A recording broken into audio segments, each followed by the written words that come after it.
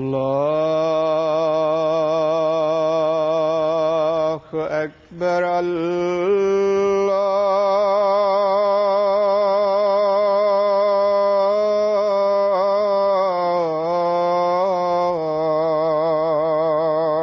أكبر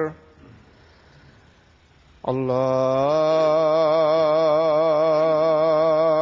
أكبر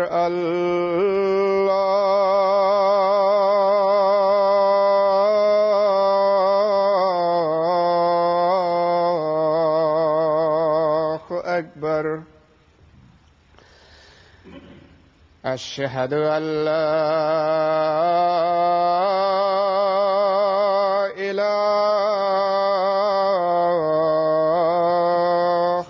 إلا الله.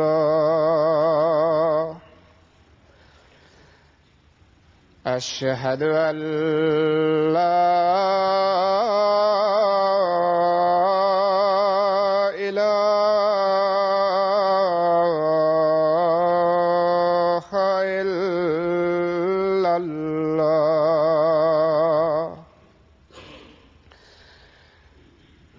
أشهد أن محمدًا رسول الله.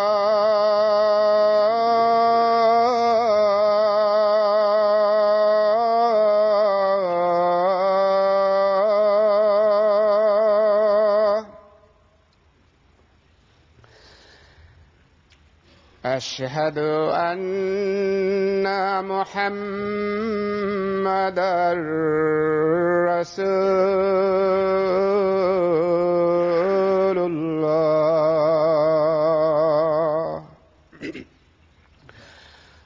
حي على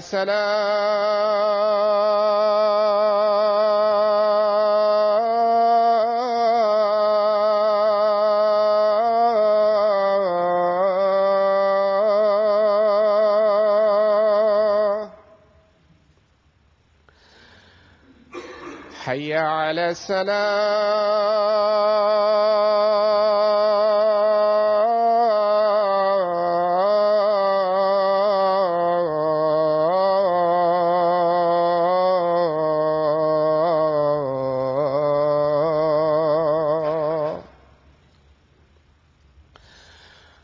حي على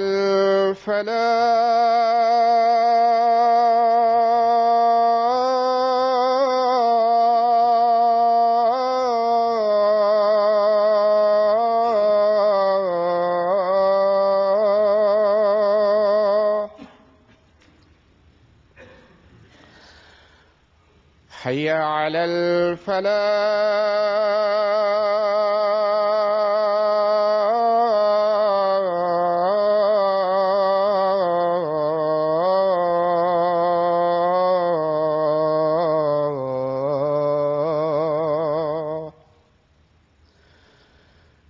الله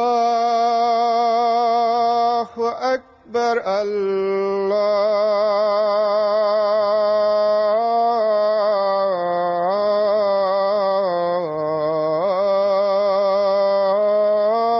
الله أكبر.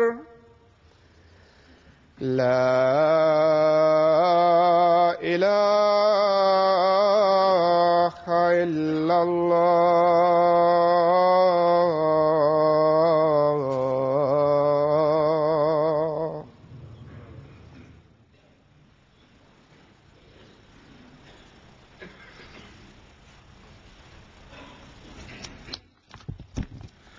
السلام علیکم ورحمۃ اللہ.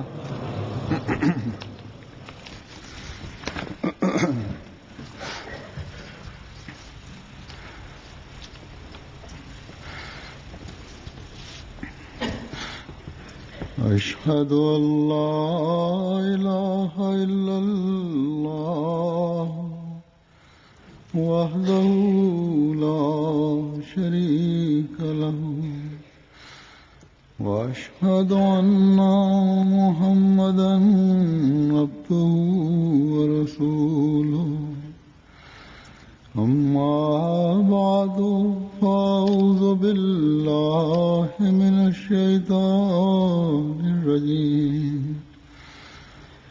بسم الله الرحمن الرحيم الحمد لله رب العالمين الرحمن الرحيم مالك يوم الدين إياك نعبد وإياك نستعين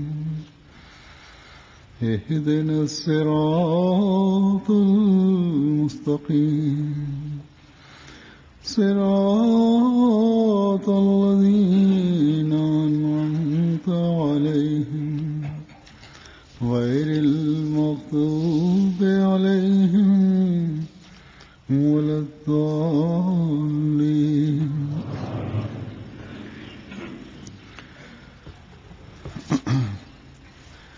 گزشتہ خطبے میں نے سورہ فاتحہ کی آیت ایاک نعبد و ایاک نستعین کی حضرت مسیح موعود علیہ الصلوۃ والسلام کی تفسیر کے حوالے سے وضاحت کی تھی. یہ اللہ تعالیٰ کا ہم پر بڑا احسان ہے، بہت عظیم احسان ہے کہ اس نے ہمیں زمانے کے امام کو ماننے کی توفیق عطا فرمائی، جن سے ہمیں قرآن کریم کے گہرے معنی اور تفسیر کا علم ہوا. بہت سے خط مجھے اس کے بعد آئے کہ ہمیں اس خطبے کے بعد ایاک نعبد و ایاک نستعین کا جو عرفان حاصل ہوا ہے اور نماز میں اس دعا پر غور کرتے ہوئے پڑھنے سے جو لذت آئی ہے اس کا مزہ ہی کچھ اور تھا اور ہے، جاری ہے. بعض عرب لوگ، عربی بولنے والے، انہوں نے لکھا کہ حضرت مسیح موعود علیہ الصلوۃ والسلام کی کتاب کرامات الصادقین ہم نے پہلے ہی پڑھی ہوئی تھی، لیکن جو سن کر عرفان حاصل ہوا ہے اس کے بعد حوالے خطبے میں لگتا تھا کہ یہ پہلے نہیں پڑھا گیا. یقیناً حضرت مسیح موعود علیہ الصلوۃ والسلام کا کلام ایسا ہے جس کی جگالی کرتے رہنا چاہیے. بار بار جو سامنے آتا ہے تو نئے باب کھلتے ہیں، نئے اسرار و رموز کا پتہ چلتا ہے. رمضان میں ویسے بھی دعاؤں کی طرف توجہ ہوتی ہے، اس لیے دعا کا مضمون جو ہے وہ دل کو جا کر لگتا ہے. یہ دعاؤں کا مضمون اور آپ کی تفسیر آج بھی جاری رہے گی.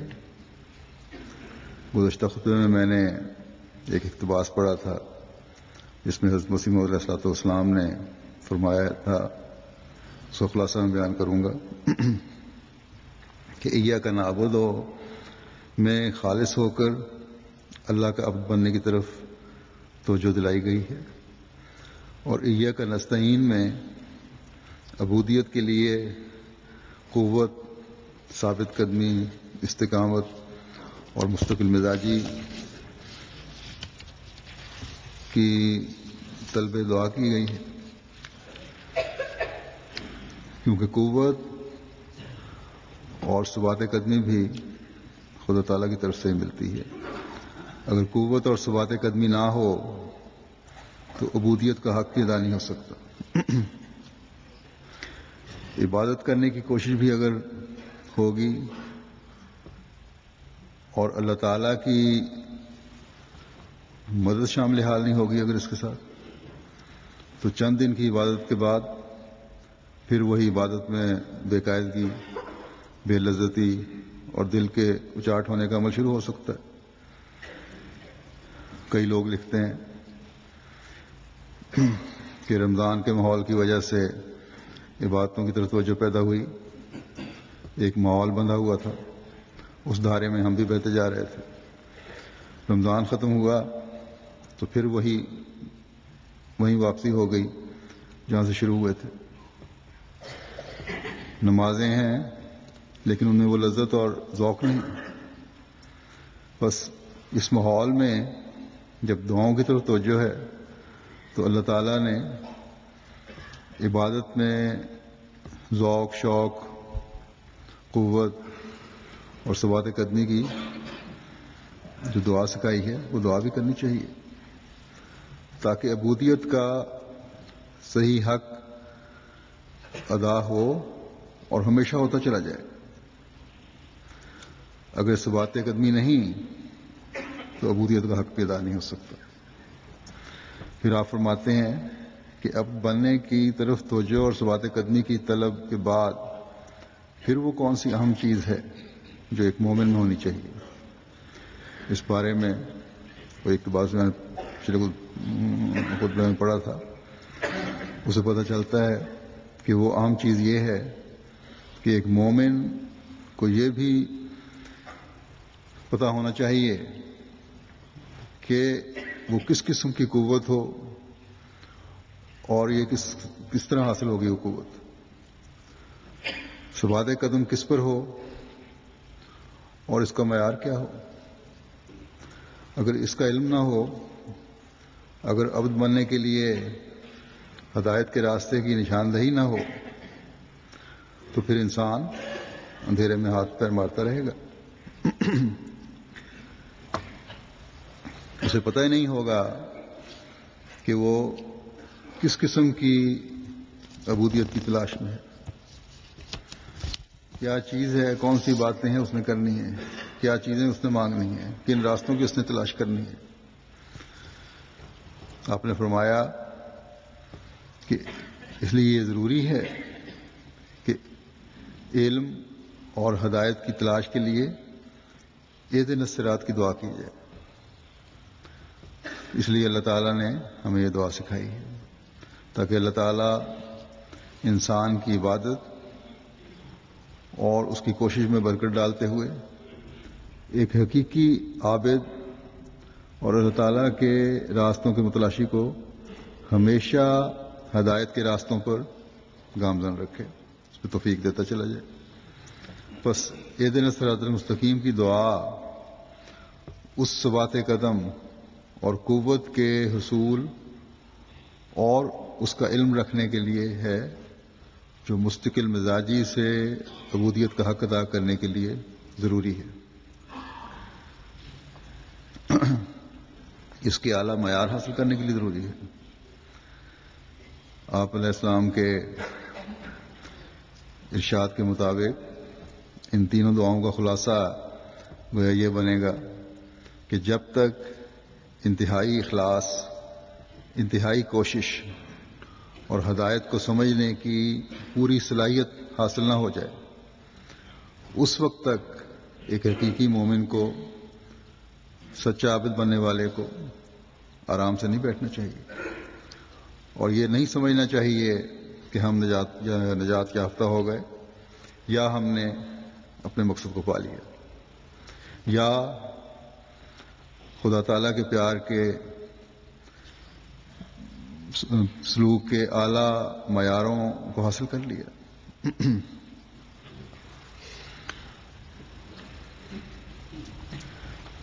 وہ معیار جو ایک مومن کا مطمئن نظر ہونے چاہیے۔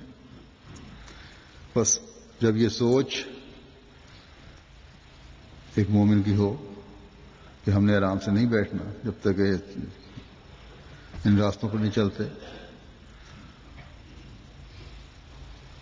تو پھر ایسے مومن کے قدم آگے بڑھتے ہیں، پھر مسجدوں میں دل لگتے ہیں، پھر نمازوں کی حفاظت کی فکر ہوتی ہے، پھر رمضان کے روزوں کا حق ادا ہوتا ہے. پھر رمضان کے بعد بھی عبادت میں ذوق کی اور ایک شوق کی اور ایک جس طرح پچھلے دور میں نے پڑھا تھا فرمایا کہ جلن ہونی چاہیے، اس جلن کو حاصل کرنے کی کوشش رہتی ہے. گزشتہ جمعے میں جیسا کہ میں نے کہا ایاک نعبد و ایاک نستعین کی وضاحت تو کچھ حد تک ہو گئی تھی، اور اس کے مختلف پہلو جو تھے بیان فرمایا آپ نے، حضرت مسیح علیہ السلام نے، وہ آپ کے سامنے رکھے تھے. آج حضرت مسیح علیہ السلام کی تفسیر کی روشنی میں اہدنا الصراط المستقیم کے بعض گہرے مطالب اور اس کا مطلب، اس کے معنی، اس کی روح کیا ہے وہ پیش کروں گا، جن سے پتہ لگتا ہے کہ اہدنا الصراط المستقیم کی دعا جو ہے وہ کس قدر وسیع ہے اور ہمارے ہر معاملے کا کس طرح اس دعا نے احاطہ کیا ہوا ہے. پہلے جو اقتباس میں پیش کروں گا اسے پتہ چلتا ہے کہ ہدایت پانے کے قابل کون لوگ ہوتے ہیں. وہ کون لوگ ہیں جنہیں ہدایت پانے کے صحیح راستوں کو پتہ چلتا ہے اور ان راستوں پر چلنے کے لیے وہ کوشش کرتے ہیں. حضرت مسیح علیہ السلام فرماتے ہیں، یہ بھی کرامات الصادقین کا ہی حوالہ ہے جس کا ترجمہ پڑھتا ہوں.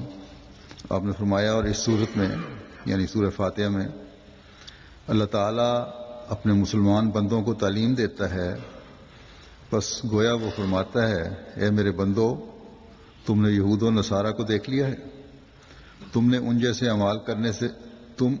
اعمال کرنے سے اجتناب کرو اور دعا اور استقامت کی رسی کو مضبوطی سے پکڑو اور یہود کی مانند اللہ کی نعمتوں کو مت بھلاؤ، ورنہ اس کا غضب تم پر نازل ہوگا، اور تم سچے علوم اور دعا کو مت چھوڑو اور نصارہ کی طرح طلب ہدایت میں سست نہ ہو جاؤ، ورنہ تم گمراہ ہو جاؤ گے. اور ہدایت کے طلب کرنے کی ترغیب دی، اس بات کی طرف اشارہ کرتے ہوئے کہ ہدایت پر ثابت قدمی اللہ تعالیٰ کی بارگاہ میں دعا اور گریہ زاری میں دوام کے بغیر ممکن نہیں. ہدایت پر ثابت قدمی جب تک مستقل مزاجی سے دعا نہیں کرو گے، گریہ زاری نہیں کرو گے، یہ ممکن نہیں ہے. فرمایا مزید برآں اس طرح بھی اشارہ ہے کہ ہدایت ایک ایسی چیز ہے جو خدا تعالیٰ کی طرف سے ہی ملتی ہے، اور جب تک کہ خدا تعالیٰ خود بندے کی رہنمائی نہ کرے اور اسے ہدایت یافتہ لوگوں میں داخل نہ کر دے، وہ ہرگز ہدایت نہیں پا سکتا. پھر اس امر کی طرف بھی اشارہ ہے کہ ہدایت کی کوئی انتہا نہیں اور انسان دعاؤں کی سیڑھی کے ذریعے ہی اس تک پہنچ سکتا ہے، اور جس شخص نے دعا کو چھوڑ دیا اس نے اپنی سیڑھی کھو دی. یقیناً ہدایت پانے کے قابل وہی ہے جن کی زبان ذکر الہی اور دعا سے تر رہے اور وہ اس پر دوام اختیار کرنے والوں میں سے ہو.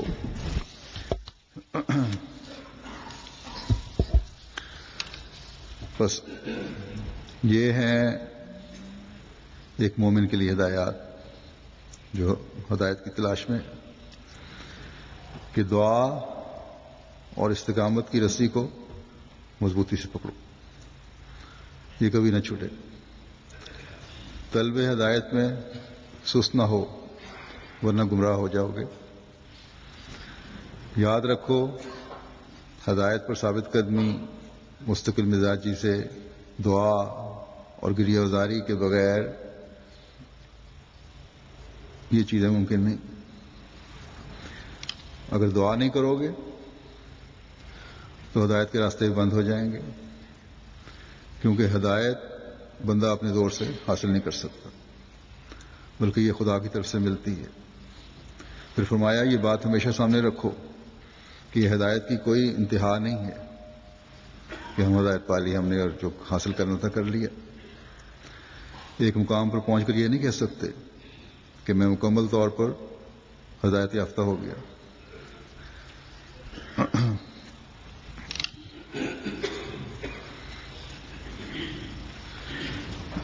بس جب انتہا نہیں تو دعاؤں کی سیڑھی کی ہر وقت ضرورت ہے.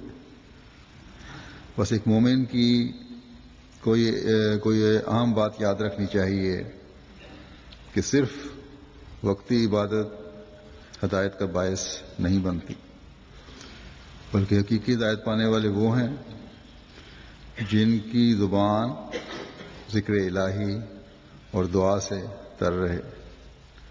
بس ان دنوں میں جب کہ ہمیں رمضان کی وجہ سے ذکر الہی کی طرف توجہ پیدا ہوئی ہے، دعاؤں کی طرف توجہ پیدا ہوئی ہے، اسے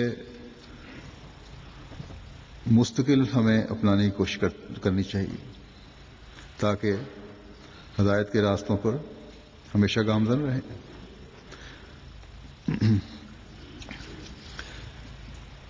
اور اس کی اعلیٰ معیار حاصل کرنے کی ہم کوشش کرتے چلے جائیں. پھر ہمیں آپ صراط مستقیم کے معنی سمجھاتے ہوئے فرماتے ہیں کہ صراط لغت عرب میں اس راہ کو کہتے ہیں جو سیدھی ہو، یعنی تمام اجزاء اس کے وضع استقامت پر واقع ہوں اور ایک دوسرے کی نسبت عین محاذات پر ہوں. یعنی کوئی کجی نہ ہو، کوئی ٹیڑھا پن نہ ہو، کوئی پریشان کرنے والی چیز نہ ہو، واضح اور سیدھا اور ایک مقصد کی طرف لے جانے والا راستہ. یہ نہیں کہ ایک جگہ پہنچ کر انسان سوچے، کنفیوز ہو جائے کہ میں دائیں جانا ہے کہ بائیں جانا ہے، بلکہ جو مقصد ہے خدا تعالیٰ کو پانے کا، اس طرف لے جانے والا راستہ ہو. اسی راستے کو صراط کہتے ہیں. خطے کی نشاندہی کرے، جہاں مڑنا ہے وہاں مڑنے کی طرف رہنمائی کرے. پھر آپ علیہ السلام اہدنا الصراط المستقیم کے حقیقی معنی بیان فرماتے ہوئے فرماتے ہیں کہ صوفی لوگ اہدنا الصراط المستقیم کے معنی بھی فنا کرتے ہیں، یعنی روح، جوش اور ارادے سب کے سب اللہ تعالیٰ کے لیے ہو جائیں اور اپنے جذبات اور نفسانی خواہشیں بالکل مر جائیں. فرمایا بعض انسان جو اللہ تعالیٰ کی خواہش اور ارادے کو اپنے ارادے اور جوشوں پر مقدم نہیں کرتے تو اکثر دفعہ دنیا ہی کے جوشوں اور ارادوں کی ناکامیوں میں اس دنیا سے اٹھ جاتے ہیں. فرمایا نماز جو دعا ہے اور جس میں اللہ کو جو خدا تعالیٰ کا اسم اعظم ہے مقدم رکھا ہے، ایسا ہی انسان کا اسم اعظم استقامت ہے. اسم اعظم سے مراد یہ ہے کہ جس ذریعے انسانیت کے کمالات حاصل ہوں.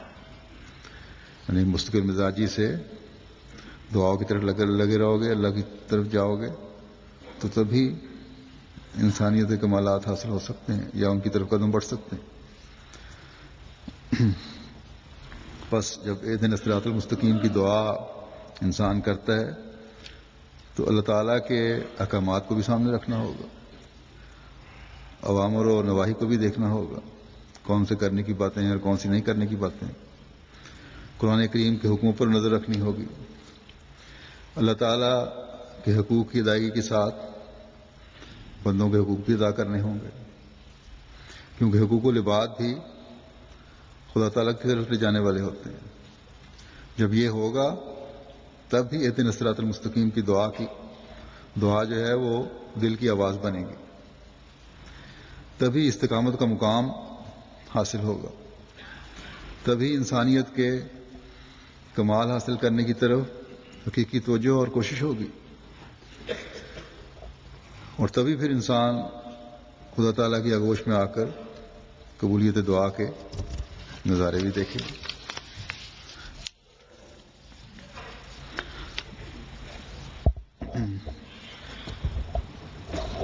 انسان جب استقامت دکھاتے ہوئے اللہ تعالیٰ کے آگے جھکتا چلا جاتا ہے، ہدایت پر رہنے کے لیے صرف خدا کو پکارتا ہے، پھر ہی صراط مستقیم قائم رہتی ہے.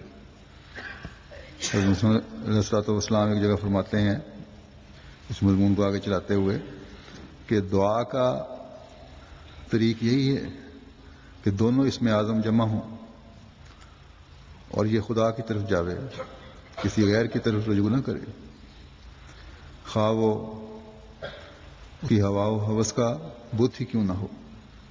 جب یہ حالت ہو جائے تو اس وقت ادعونی استجب لکم کا مزہ آ جاتا ہے۔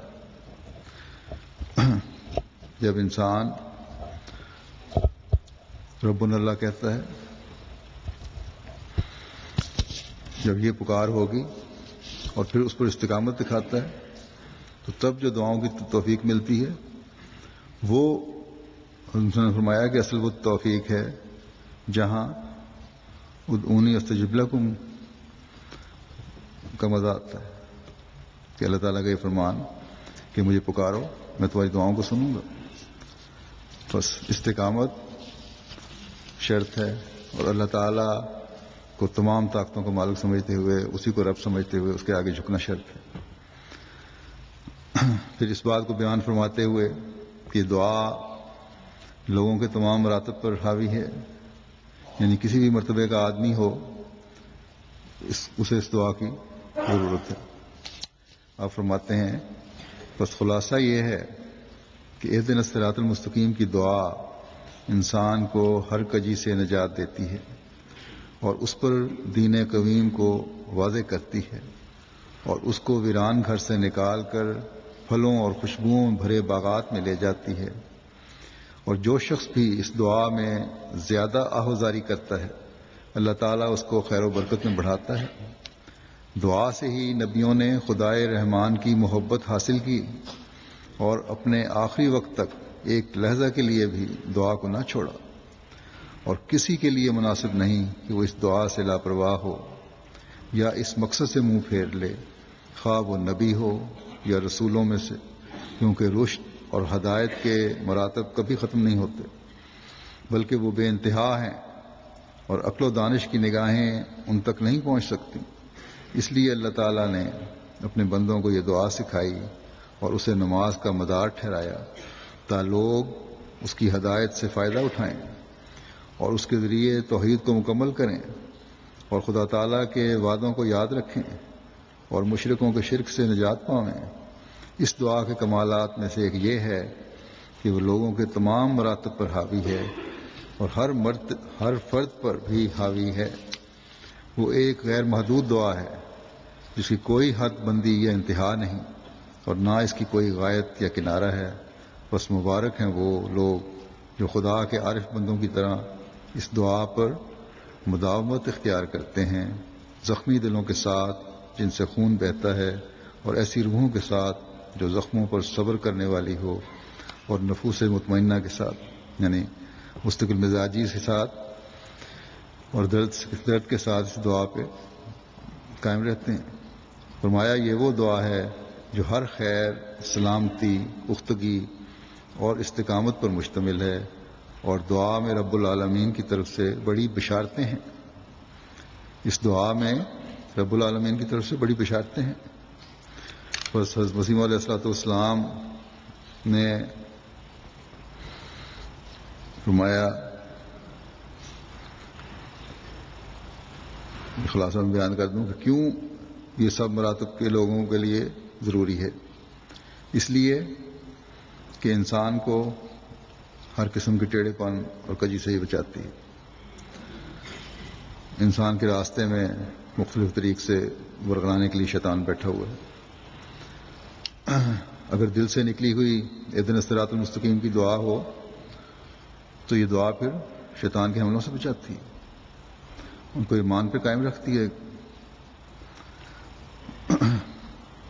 آج کل جب دنیا مذہب سے دور ہو رہی ہے، یہ دعا بہت بڑی دعا ہے جو ایک انسان کو سیدھے راستے پر قائم رکھ سکتی ہے، بشرطے کہ جیسا کہ پہلے میں بیان کر چکا ہوں کہ مستقل مزاجی سے اللہ تعالیٰ سے مدد کا طالب رہے انسان، بلکہ اگر خالص ہو کر کوئی بھی شخص کسی بھی مذہب سے تعلق رکھنے والا اگر اللہ تعالیٰ سے رہنمائی چاہے تو صحیح دین کی طرف اللہ تعالیٰ رہنمائی فرماتا ہے،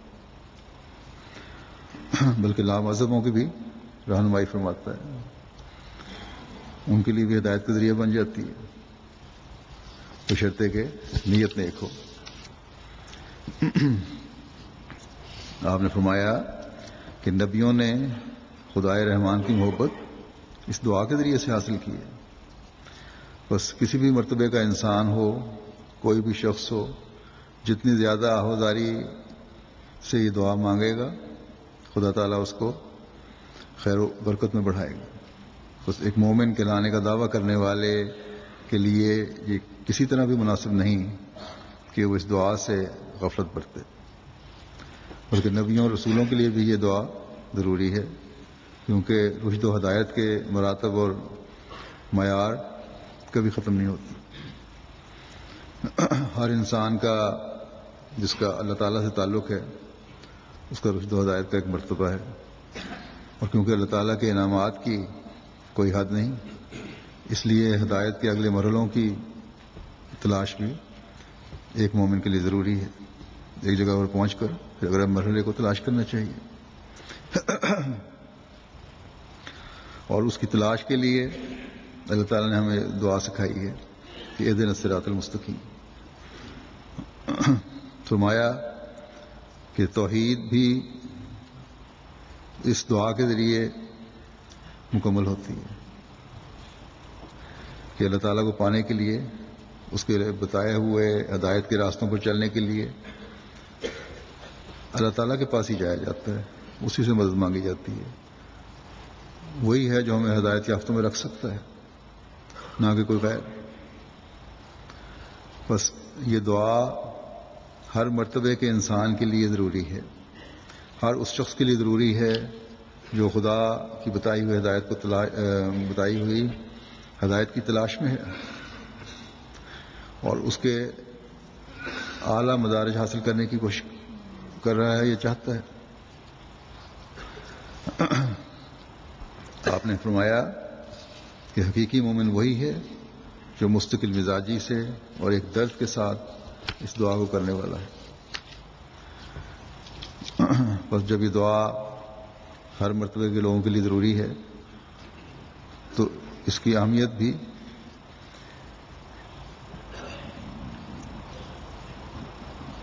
بہت زیادہ ہے۔ اس اہمیت پر روشنی ڈالتے ہوئے حضرت مسیح موعود علیہ الصلوۃ والسلام مزید فرماتے ہیں کہ 7ویں صداقت جو سورہ فاتحہ میں درج ہے اہدنا الصراط المستقیم ہے، جس کے معنی یہ ہیں کہ ہم کو وہ راستہ دکھلا اور اس راہ پر ہم کو ثابت اور قائم کر کہ جو سیدھا ہے، جس میں کسی نوع کی کجی نہیں۔ اس صداقت کی تفصیل یہ ہے کہ انسان کی حقیقی دعا یہی ہے کہ وہ خدا تک پہنچنے کا سیدھا راستہ طلب کرے، کیونکہ ہر ایک مطلوب کے حاصل کرنے کے لیے طبعی قاعدہ یہ ہے کہ ان وسائل کو حاصل کیا جائے جن کے ذریعے سے وہ مطلب ملتا ہے، اور خدا نے ہر یک امر کی تحصیل کے لیے یہی قانون قدرت ٹھہرا رکھا ہے کہ جو اس کے حصول کے وسائل ہیں وہ حاصل کیے جائیں، اور جن راہوں پر چلنے سے وہ مطلب مل سکتا ہے وہ راہیں اختیار کی جائیں، اور جب انسان صراط مستقیم پر ٹھیک ٹھیک قدم مارے اور جو حصول مطلب کی راہیں ہیں ان پر چلنا اختیار کرے تو پھر مطلب خود بخود حاصل ہو جاتا ہے۔ لیکن ایسا ہرگز نہیں ہو سکتا کہ ان راہوں کے چھوڑ دینے سے جو کسی مطلب کے حصول کے لیے بطور وسائل کے ہیں یوں ہی مطلب حاصل ہو جائے، بلکہ قدیم سے یہی قانون قدرت بندھا ہوا چلا آتا ہے کہ ہر یک مقصد کے حصول کے لیے ایک مقرری طریقہ ہے۔ جب تک انسان اس طریقے پر قدم نہیں مارتا تب تک وہ امر اس کو حاصل نہیں ہوتا۔ بس وہ شے جس کو محنت اور کوشش اور دعا اور تضرع سے حاصل کرنا چاہیے صراط مستقیم ہے۔ جو شخص صراط مستقیم کی طلب میں کوشش نہیں کرتا اور نہ اس کی کچھ پرواہ رکھتا ہے وہ خدا کے نزدیک ایک کجرو آدمی ہے، اور اگر وہ خدا سے بہشت اور عالم ثانی کی راحتوں کا طالب ہو تو حکمت الہی اسے یہی جواب دیتی ہے کہ اے نادان، اول صراط مستقیم کو طلب کر، پھر یہ سب کچھ تجھے آسانی سے مل جائے گا۔ سب دعاؤں سے مقدم دعا جس کی طالب حق کو اشد ضرورت ہے طلب صراط مستقیم ہے۔ پھر صراط مستقیم کی روح اور حقیقت کو بیان فرماتے ہوئے، اور یہ کہ ایک مومن کو صراط مستقیم کے کن معیاروں کے حصول کی کوشش کرنی چاہیے، آپ فرماتے ہیں کہ صراط مستقیم کی حقیقت جو دین قویم کے مد نظر ہے وہ یہ ہے کہ جب بندہ اپنے فضل و احسان والے خدا سے محبت کرنے لگے، اس کی رضا پر راضی رہے، اپنی روح اور دل اس کے سپرد کر دے اور اپنے آپ کو اس خدا کو سونپ دے جس نے انسان کو پیدا کیا ہے، اس کے علاوہ کسی اور سے دعا نہ کرے، اسی سے خاص محبت رکھے، اسی سے مناجات کرے اور اسی سے رحمت و شفقت مانگے، اپنی بے ہوشی سے ہوش میں آ جائے، اپنی چال سیدھی کرے اور خدائے رحمان سے ڈرے، محبت الہی اس کے رگ و ریشے میں سرایت کر جائے، اللہ تعالیٰ اس کی مدد کرے اور اس کے یقین اور ایمان کو پختہ کرے، تب بندہ اپنے پورے دل، اپنی خواہشات، اپنی عقل، اپنے اعضاء اور اپنی زمین اور کھیتی باڑی سب کے ساتھ کلی طور پر اپنے رب کی طرف مائل ہو جاتا ہے اور اس کے سوا سب سے منہ موڑ لیتا ہے، اس کی نگاہ میں اپنے رب کے سوا اور کچھ بھی باقی نہیں رہ جاتا، وہ اپنے محبوب ہی کی پیروی کرتا ہے۔ بس یہ دن صراط المستقیم کی دعا ایک جو کہ عمر کو کرنی چاہیے، اس سے دنیا بھی ملتی ہے، دین بھی مل جاتا ہے۔ فرمایا کہ اس کے لیے ایک کوشش کی ضرورت ہے، اپنی بے ہوشیوں سے نکلنا پڑے گا۔ دین سے غفلت جو ہے یہ بے ہوشی کی حالت ہے، اس سے نکلو اور اس کی تلاش کرو، ہر چیز میں اللہ تعالیٰ کی محبت اپنے دلوں میں پیدا کرو۔ جب یہ چیز ہوگی تو پھر تمہاری دنیا بھی دین بن جائے گی اور اللہ تعالیٰ کی رضا کی خاطر ہر کام ہو رہا ہوگا۔ پھر آپ فرماتے ہیں کہ اسلامی ہدایت پر قائم رہنے کے لیے 3 چیزیں ہیں جن کا ایک مسلمان کو خیال رکھنا چاہیے، کیونکہ اس کے بغیر ہدایت مشکل ہے۔ یہی 3 باتیں ہیں جو اس بات کی طرف رہنمائی کرتی ہیں کہ کون سی ہدایت ہے جو ایک مومن کو طلب کرنی چاہیے اور اس کو اپنانا چاہیے۔ فرمایا سب سے پہلی چیز قرآن شریف جو کتاب اللہ ہے، جس سے بڑھ کر ہمارے پاس کوئی کلام قطعی اور یقینی نہیں، وہ خدا کا کلام ہے، وہ شک اور ظن کی علائشوں سے پاک ہے۔ دوسرے سنت ہے، اور سنت سے مراد ہماری صرف حضرت صلی اللہ علیہ وسلم کی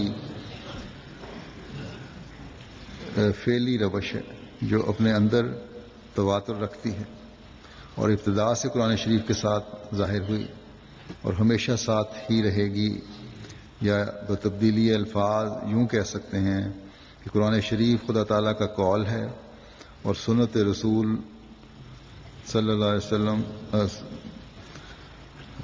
اور سنت رسول اللہ صلی اللہ علیہ وسلم کا فعل، اور قدیم سے عادت اللہ یہی ہے کہ جب انبیاء علیہ السلام خدا کا قول لوگوں کی ہدایت کے لیے لاتے ہیں تو اپنے فعل سے یعنی عملی طور پر اس قول کی تفسیر کر دیتے ہیں، ان کے عمل جو ہیں خدا تعالیٰ کے حکموں کی تعمیل ہوتی ہے، تفسیر ہوتی ہے، تا اس قول کا سمجھنا لوگوں پر مشتبہ نہ رہے، واضح ہو جائے ہر چیز، اور اس قول پر آپ بھی عمل کرتے ہیں اور دوسروں سے بھی کرواتے ہیں۔ اور تیسرا ہدایت کا ذریعہ حدیث ہے، اور حدیث سے مراد ہماری وہ آثار ہیں کہ جو قصوں کے رنگ میں حضرت صلی اللہ علیہ وسلم سے قریباً 150 برس بعد مختلف راویوں کے ذریعے سے جمع کیے گئے۔ حدیثیں جو ہیں وہ 150 سال بعد صلی اللہ علیہ وسلم کی وفات کے جمع کی گئی تھی مختلف راویوں کے ذریعے سے، اس کی تیسری حیثیت ہے۔ بس ان میں سے وہ جو قرآن اور سنت سے نہیں ٹکراتی حدیث وہی صحیح حدیث ہیں اور ایک مومن کے لیے ہدایت کا ذریعہ ہیں۔ آپ نے فرمایا کہ اہل حدیث کی طرح ہم سنت اور حدیث کو ایک چیز نہیں سمجھتے، تو بہرحال یہ ایک تفصیلی لائے عمل ہے جو ایک مومن کی ہدایت کے لیے موجود ہے. جب بھی ہدایت کی دعا ایک مومن مانگے تو ان چیزوں کو سامنے رکھے اور ان کی تلاش میں رہے، اور یہی حقیقی ہدایت کی طرف رہنمائی کرے گی پھر، اور بندے کا خدا تعالیٰ سے تعلق بھی پختہ ہوگا. بعض لوگ پیروں فقیروں کے چکر میں پڑ جاتے ہیں. بعض دفعہ مجھے شکایتیں ملتی ہیں غیروں کے زیر اثر بعض احمدی بھی پیروں کیا دعاؤں کے دوسروں سے دعاؤں کی طرف زیادہ توجہ ہوتی ہے، اپنی دعاؤں کی طرف کم توجہ ہوتی ہے، یا جادو ٹونے پہ یقین ہوتا ہے، اس کے لیے دوسروں کے پاس جاتے ہیں اس کو تڑوانے کے لیے، اور بعض دفعہ غیروں کے پاس بھی چلے جاتے ہیں. جہالت اس حد تک ہے بعض لوگوں میں. اور اپنے عملوں کی طرف توجہ نہیں ہے، دعاؤں کی طرف توجہ نہیں ہے. تو یہ چیز انتہائی غلط ہے. اللہ تعالیٰ کا شکر ہے کہ چند ایک کے علاوہ شاید احمدیوں میں نہ ہوں ایسے لوگ، اور غیروں میں تو شرک کی انتہا ہوئی ہے. اور پھر مومن اور مسلمان بھی اپنے آپ کو سمجھتے ہیں لوگ. پھر حضرت مسیح موعود علیہ الصلوۃ والسلام فرماتے ہیں کہ قرآن شریف میں اسلام کے بارے میں کہ اس کا نام استقامت ہے. آپ فرماتے ہیں قرآن شریف میں اس کا نام استقامت رکھا ہے، یعنی اسلام کا نام استقامت رکھا ہے. جیسا کہ وہ دعا سکھلاتا ہے کہ اہدنا الصراط المستقیم صراط الذین انعمت علیہم، یعنی ہمیں استقامت کی راہ پر قائم کر. استقامت وہ راستہ جس کو مستقل مزاجی سے انسان چلے اور ہدایت یافتہ ہو. آپ نے فرمایا اس لیے اسلام کا نام اس حوالے سے قرآن کریم میں استقامت ہے. فرمایا کہ ان لوگوں کی راہ جنہوں نے تجھ سے، اس کا ترجمہ کرتے فرماتے ہیں یعنی ہمیں استقامت کی راہ پر قائم کر ان لوگوں کی راہ جنہوں نے تجھ سے انعام پایا اور جن پر آسمانی دروازے کھلے. فرماتے ہیں کہ واضح رہے کہ ہر ایک چیز کی وجہ استقامت اس کی علت غائب پر نظر کر کے سمجھی جاتی ہے. اس کی وجہ، اصل وجہ جو ہے اس پر غور کر کے سمجھی جاتی ہے.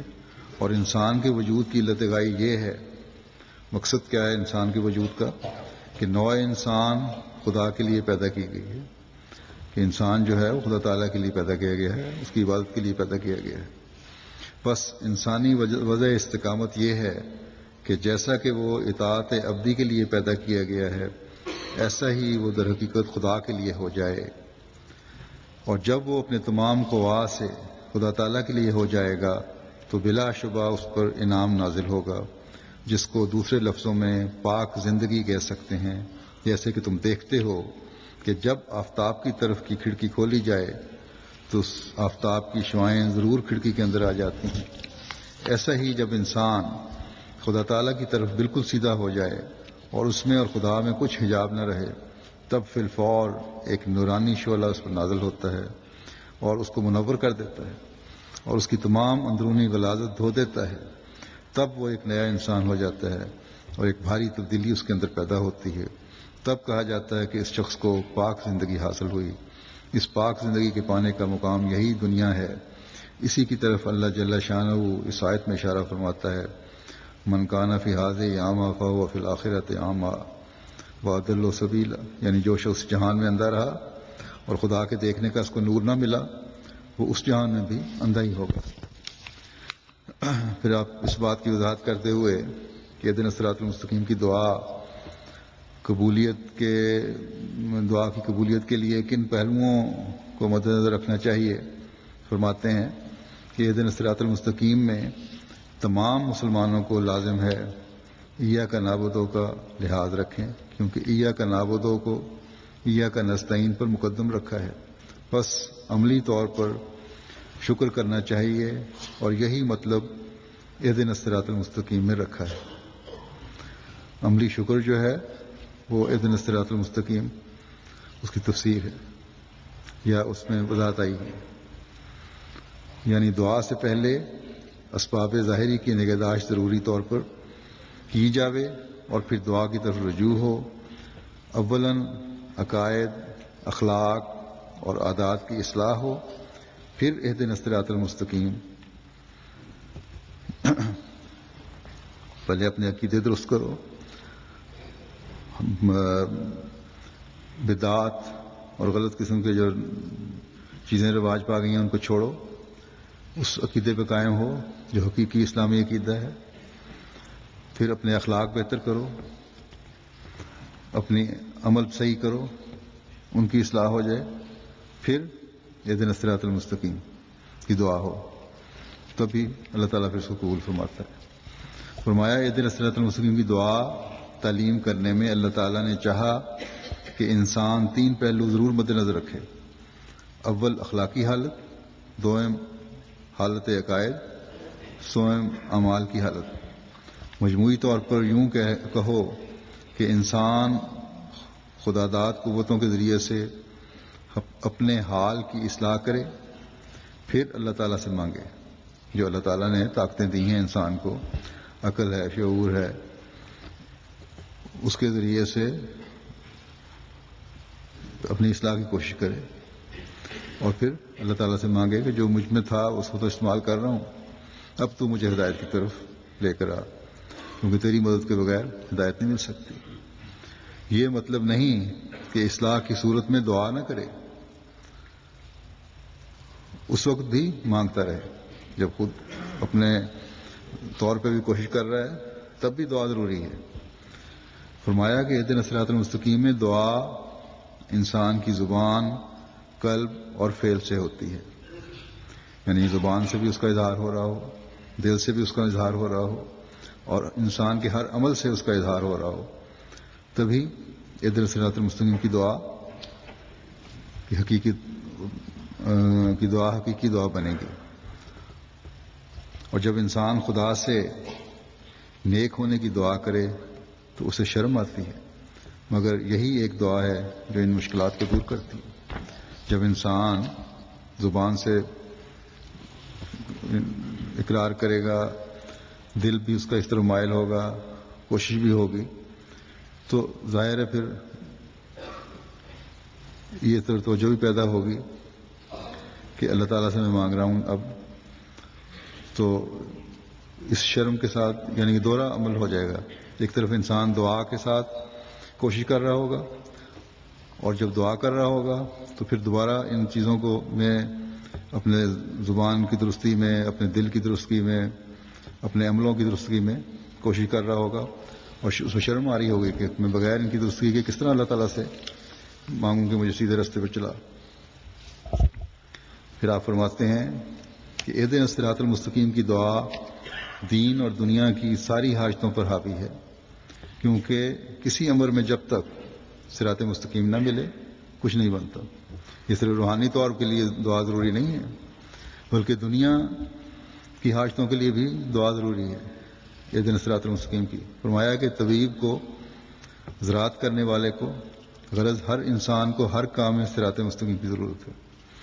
کوئی ذمہ دار ہے، ڈاکٹر ہے، یا کسی بھی پیشے کرنے والا ہے، اس کو اپنے کام میں صراط مستقیم کی ضرورت ہے.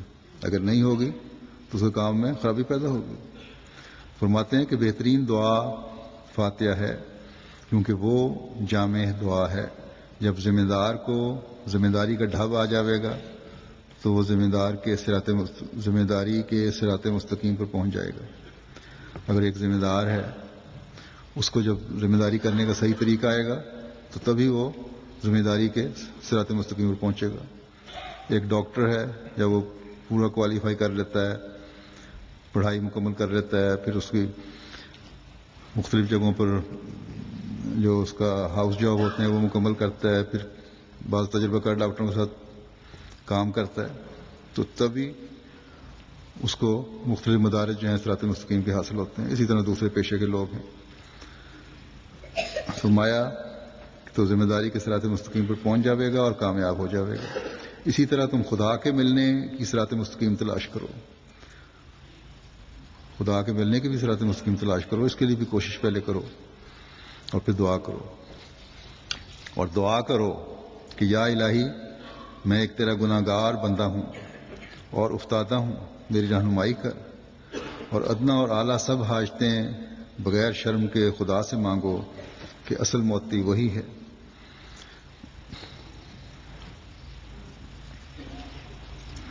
بہت نیک وہی ہے جو بہت دعا کرتا ہے. اصل نیکی یہی ہے کہ بہت دعا کرو. بس جیسا کہ میں نے کہا، نہ کسی پریشانی کے دور کرنے کے لیے کسی جادو ٹونے کو زائل کرنے والے کی ضرورت ہے، نہ دعاؤں کی قبولیت کے لیے کہیں پیروں فقیروں کے قبروں پر جانے کی ضرورت ہے. خالص ہو کر اپنی حالتوں کی درستی کرتے ہوئے اگر بندہ خدا تعالیٰ کے آگے جھکے تو وہی ہے جو تمام حاجتیں انسان کی پوری کرنے والا ہے. پھر آپ فرماتے ہیں نماز کا جو مومن کی معراج ہے مقصود یہی ہے، اس میں دعا کی جاوے، اور اسی لیے ام الادیہ اہدنا الصراط المستقیم دعا مانگی جاتی ہے. خدا فرماتے ہیں کہ تم نماز میں خالص ہو کر یہ دعا مانگو، اور اہدنا الصراط المستقیم جو ہے وہ دعاؤں کی ماں ہے. نماز معراج ہے دعاؤں کی، اور اس میں اہدنا الصراط المستقیم کی دعا دعاؤں کی ماں ہے. اور یہ مانگو تو اللہ تعالیٰ اپنے فضلوں کے دروازے کھولتا ہے. پھر آپ فرماتے ہیں کہ انسانی زندگی کا مقصد اور غرض صراط مستقیم پر چلنا اور اس کی طلب ہے. یہ مقصد و غرض ہے جو ہر انسان کو، ہر مومن کو اپنے سامنے رکھنا چاہیے، جس کو اس صورت میں ان الفاظ میں بیان کیا گیا ہے، اہدنا الصراط المستقیم صراط الذین انعمت علیہم. یا اللہ ہم کو سیدھی راہ دکھا، ان لوگوں کی راہ، ان لوگوں کی جن پر تیرا انعام ہوا. یہ وہ دعا ہے جو ہر وقت، ہر نماز اور ہر رکعت میں مانگی جاتی ہے. اس قدر اس کا تکرار ہی اس کی اہمیت کو ظاہر کرتا ہے. فرمایا ہماری جماعت یاد رکھے کہ یہ معمولی سی بات نہیں ہے، اور صرف زبان سے طوطے کی طرح ان الفاظ کا رٹ دینا اصل مقصود نہیں ہے، بلکہ یہ انسان کو انسان کامل بنانے کا ایک کارگر اور خطا نہ کرنے والا نسخہ ہے، جسے ہر وقت نصب العین رکھنا چاہیے اور تعویذ کی طرح مد نظر رہے. اس آیت میں 4 قسم کے کمالات کے حاصل کرنے کی التجا ہے. اگر یہ ان 4 قسم کے کمالات کو حاصل کرے گا تو گویا دعا مانگنے اور خلق انسانی کے حق کو ادا کرے گا، اور ان استعدادوں اور قوا کے بھی کام میں لانے کا حق ادا ہو جائے گا جو اس کو دی گئی ہے.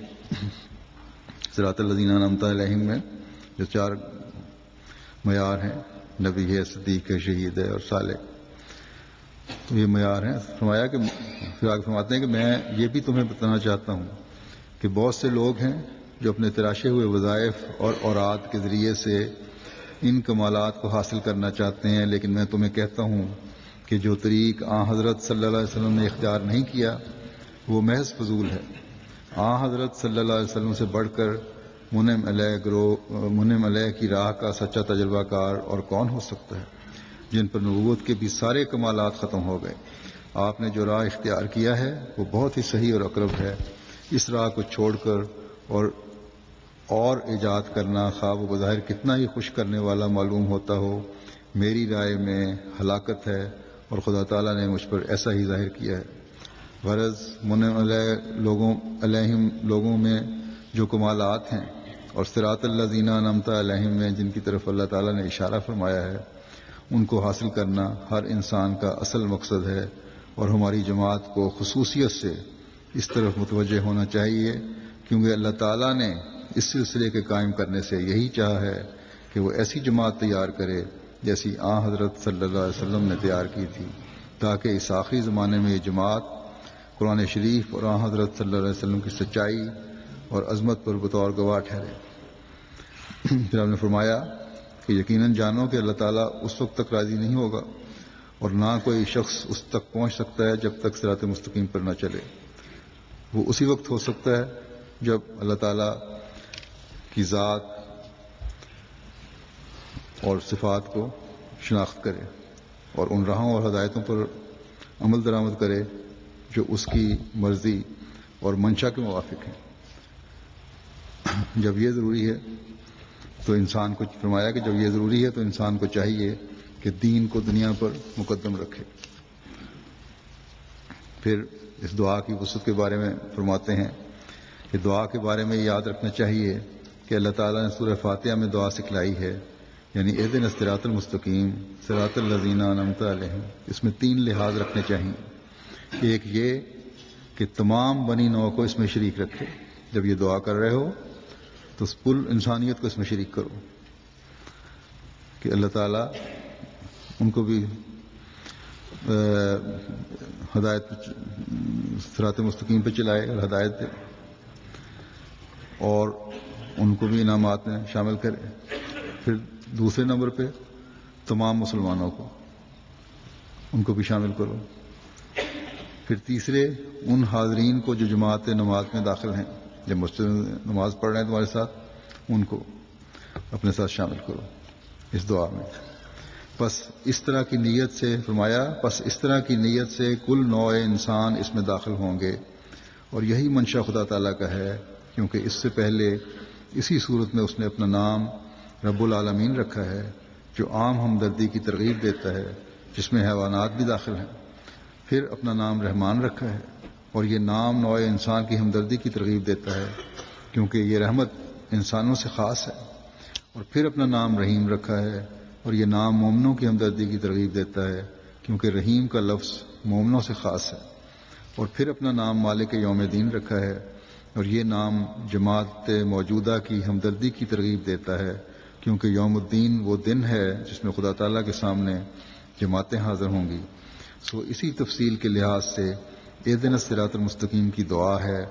بس اس قرینے سے معلوم ہوتا ہے کہ اس دعا میں تمام نوع انسانی کی ہمدردی داخل ہے، اور اسلام کا اصول یہی ہے کہ سب کا خیر خواہ ہو. فرمایا آیت اہدنا الصراط المستقیم میں اشارہ ہے، اور اس امر پر ترغیب دلائی گئی ہے کہ صحیح معرفت کے لیے دعا کی جاوے. گویا کہ اللہ تعالیٰ ہمیں تعلیم دیتے ہوئے فرماتا ہے کہ تم اللہ تعالیٰ سے دعا کرو کہ وہ اپنی صفات کی ماہیت تمہیں دکھائے اور تمہیں شکر گزار بندوں میں سے بنا دے، کیونکہ پہلی قومیں اللہ تعالیٰ کی صفات، اس کے انعامات اور اس کی خوشنودی کی معرفت سے اندھا ہونے کے بعد ہی گمراہ ہوئی ہیں. انہوں نے اپنی زندگی کے دن ایسے اعمال میں ضائع کر دیے جن اعمال نے انہیں گناہوں میں اور بھی آگے بڑھا دیا. بس ان پر خدا کا غضب نازل ہوا اور ان پر خواری مسلط کر دی گئی، اور وہ ہلاک ہونے والوں میں شامل ہو گئے. اللہ تعالیٰ نے اپنے کلام غیر المغضوب علیہم میں اسی کی طرف اشارہ فرمایا ہے. سیاق کلام سے معلوم ہوتا ہے کہ اللہ تعالیٰ کا غضب انہی لوگوں کا رخ کرتا ہے جن پر اس غضب سے پہلے اللہ تعالیٰ نے انعام کیے ہوں. بس یہ بڑی غور کرنے والی چیز ہے. فرمایا کہ غضب انہی پہ ہوتا ہے جن پر اللہ تعالیٰ نے انعام کیے ہوں. بس اگر انسان سمجھے کہ مجھ پر اللہ تعالیٰ کے اتنے انعامات ہیں تو اس کو بہت زیادہ ڈر کے رہنا چاہیے. فرمایا پس اس آیت میں مغضوب علیہم سے مراد وہ لوگ ہیں جنہوں نے ان نعمتوں اور برکتوں کے بارے میں جو اللہ تعالیٰ نے خاص طور پر انہی پر نازل فرمائی تھیں، اس کے احکام کی نافرمانی کی، اپنی خواہشات کی پیروی کی، اور انعام کرنے والے خدا اور اس کے حق کو بھول گئے اور منکروں میں شامل ہو گئے. اسی طرح ضالین سے وہ لوگ مراد ہیں جنہوں نے صحیح رستے چلنے کا ارادہ تو کیا، لیکن صحیح علوم، روشن اور حقیقی معارف اور محفوظ رکھنے والی اور توفیق بخشنے والی دعائیں ان کے شامل حال نہ ہوئیں، بلکہ ان پر توہمات غالب آ گئے اور وہ ان کی طرف جھک گئے. جیسا کہ میں نے بتایا کہ آج کل بعض مسلمانوں کا بھی یہی حال ہے. فرمایا کہ اپنے صحیح راستوں سے بھٹک گئے اور سچے مشرب کو بھول گئے. بس وہ گمراہ ہو گئے اور انہوں نے اپنے افکار کو واضح اور کھلی سچائی کی چراگاہوں میں نہیں چھوڑا، اور ان کے افکار، ان کی عقلوں اور نظروں پر تعجب ہے کہ انہوں نے خدا تعالیٰ اور اس کی مخلوق پر وہ کچھ جائز قرار دے دیا جس کو فطرت صحیحہ اور قلبی انوار ہرگز قبول نہیں کرتے. وہ نہیں جانتے کہ شریعتیں دراصل طبائع کی بطور علاج خدمت کرتی ہیں، اور طبیب طبیعت کا معاون ہوتا ہے نہ اس کا مخالف. بس افسوس ہے کہ لوگ صادقوں کی راہ سے کتنے غافل ہیں. یہ بھی عربی ترجمہ ہے کرامات الصادقین کا. بس یہ لوگ جنہوں نے اس زمانے کے امام کو نہیں مان رہے، اس مسلموں کو نہیں مان رہے، وہ بھی بھٹکے ہوئے ہیں. اللہ تعالیٰ ہمیں خالص ہو کر اپنے حضور دعا کرنے والا بنائے، ان لوگوں میں سے کبھی نہ بنائے جو ہدایت کے بعد پھر اللہ تعالیٰ کے غضب کے مورد بنتے ہیں، گمراہ ہو کر اپنی دنیا و آخرت برباد کرتے ہیں۔ اللہ تعالیٰ ہمیں اپنی صحیح معرفت عطا فرمائے اور ہمیشہ اہدنا الصراط المستقیم پر چلتا رکھے۔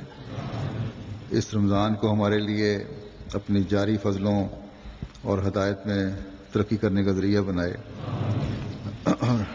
ہمیشہ ہم اس کے آگے جھکنے والے رہیں۔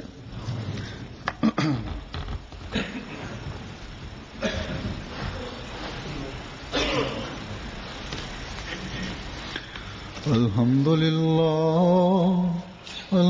للہ نحمده ونستعینه ونستغفره ونؤمن به ونتوکل علیہ ونعوذ باللہ من شرور انفسنا ومن سیئات اعمالنا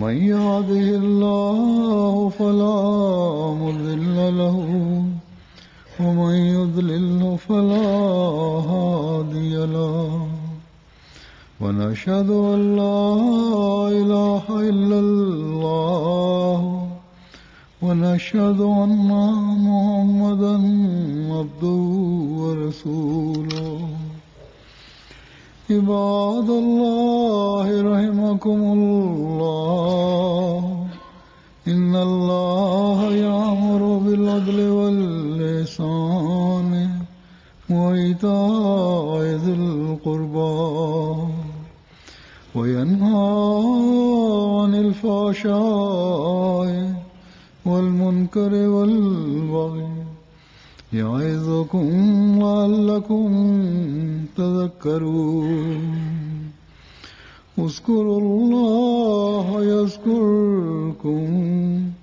وادعوه يستجب لكم ولذكر الله أكبر